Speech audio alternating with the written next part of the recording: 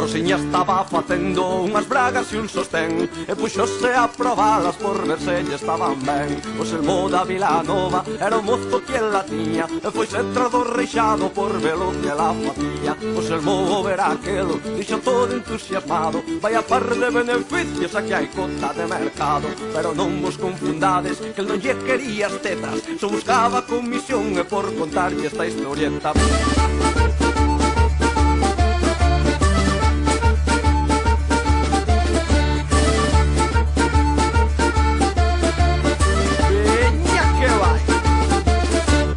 Toda artesanía e che pouco produtiva, fala con 4 veciñas, monta unha cooperativa. Hai na Coruña un empresario que está moi interesado e que vos merca o produto pra poñelo no mercado. Así foi como a Rosiña deixou de ser artesana pra traballar de 8 a 4 agas as fines de semana.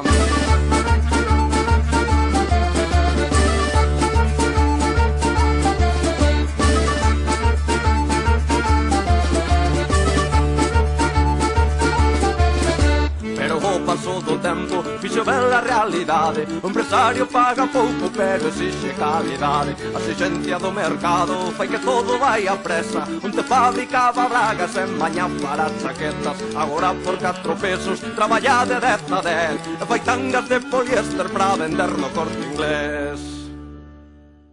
Rosiña xa non fabrica nin as bragas nin os sostén,